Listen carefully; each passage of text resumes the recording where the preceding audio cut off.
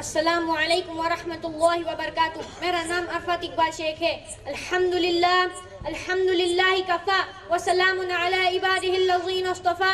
اما بعد قال اللہ تعالی وما ارسلناک الا مبشرا ونذیرا.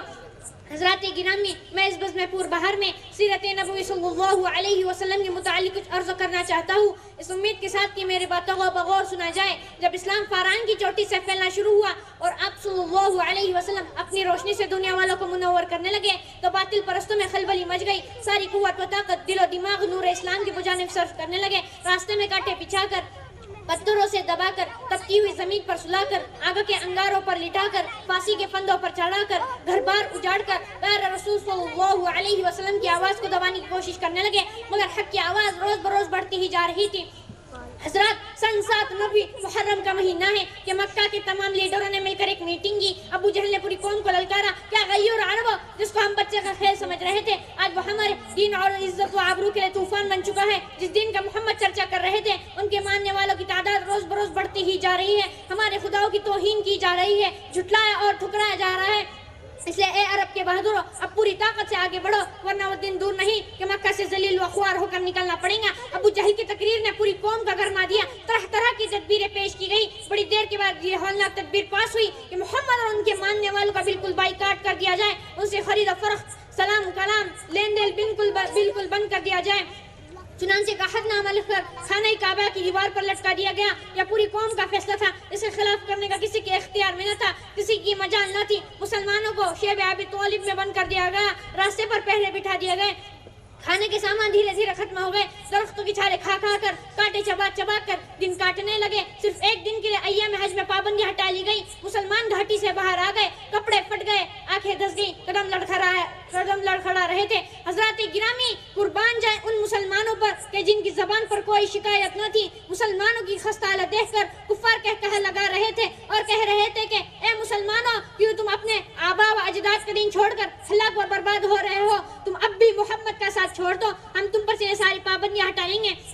مگر مسلمانوں نے جواب دیا، اے کفار، سن لو، ہم حق پا چکے ہیں، ہم دربار محمد میں اقرار محمد کر چکے ہیں، ہم پر اسرار محمد کھل چکے ہیں، نور محمدی سے ہم فیض یاب ہو چکے ہیں، گفتار محمد نے ہمیں محو کر دیا ہے، لہٰذا ہم طوفان سے ٹکرا سکتے ہیں، خون کا دریا بہا سکتے ہیں، آگ کے بستروں پر سو سکتے ہیں، بھوک سے تڑپ تڑپ کر دم توڑ سکتے ہیں، مگر مصطفیٰ کی رسالت کا انکار نہیں کر سکتے.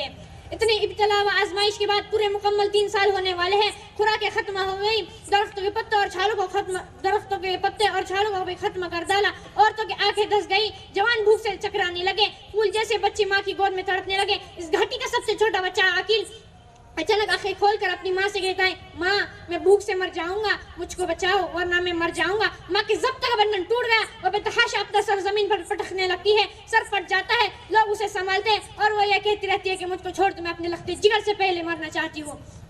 دنیا والوں، ذرا سوچو کہ کیسی سنگین گھڑی تھی، کتنا بھیانک منظر تھا، مگر رسول کی باتوں سے منہ نہ موڑا. آج ہم بھی تو اپنے رسول صلی اللہ علیہ وسلم کی غلامی کا دعویٰ کرتے ہیں. اس لیے سن لیجئے، اگر ہم نماز پڑھتے ہیں، روزہ رکھتے ہیں، حج ادا کرتے ہیں، زکوٰۃ دیتے ہیں، تب تو واقعی ہم اپنے دعوے میں سچ ہے، ورنہ ہمارا دعویٰ باطل اور بیکار ہے. کسی شاعر نے کیا ہی خوب کہا ہے، پہلے مسجدیں تھی کچی تو پکے تھے نمازی، پہلے مسجدیں تھی کچی تو پکے تھے نمازی، آج مسجدیں پکی ہے تو کچے ہیں نمازی. بھلا بتلائیے کہ رسول صلی اللہ علیہ وسلم اور صحابہ اکرام نے کتنے مصائب و آلام کو برداشت کیا، ان سنگین گھڑیوں کو کیوں کر برداشت کیا؟ کیا وہ کمزور تھے؟ کیا وہ بے بس تھے؟ ہرگز نہیں، ایسا ہرگز نہیں. اور عرش و فرش کے، لوح و قلم کے، شجر و حجر کے، ارض و سما کے، جن و بشر کے، حور و ملائک کے، خشک در کے رسول ہادی بن کر آئے تھے. اور جو رسول بن کر آتا ہے، اللہ اس کو پورا قادر بنا کر بھیجتا ہے. ہمارے پیارے رسول صلی اللہ علیہ وسلم کے پاس اتنی قوت و طاقت تھی کہ آپ صرف اشارہ کرتے تو پورا مکہ ہلاک و برباد ہو جاتا، مکہ والوں پر پتھر برس جاتا. بہرکیف عقیل اور ان کی والدہ کو دیکھ کر پورے مکہ میں کوہرام مچ گیا تھا. سرکار دو عالم صلی اللہ علیہ وسلم سجدے میں گرے ہوئے تھے. ابو طالب جو آپ کے چچا ہے آتے ہیں اور کہتے ہیں، بھتیجے، اب برداشت کی طاقت نہیں، تلوار چلانے کی اجازت دو. رسول صلی اللہ علیہ وسلم نے فرمایا، انشاءاللہ آج ہم لوگ اس گھاٹی سے باہر نکل جائیں گے. مسلمان پورے 3 سال مکمل ہونے کے بعد گھاٹی سے دین و دنیا سلامت لے کر نکل گئے. میرے دوستو، بہت کچھ کچھ کرنے کے بعد یہ دین ہم تک پہنچا ہے. اس لیے ہم یہ عزم و ارادہ کریں کہ ہم اپنی زندگی آج کے بعد ہم اپنی زندگی اللہ اس کے رسول صلی اللہ علیہ وسلم کی مرضی کے مطابق گزاریں گے. وآخر دعوانا الحمد للہ رب العالمین.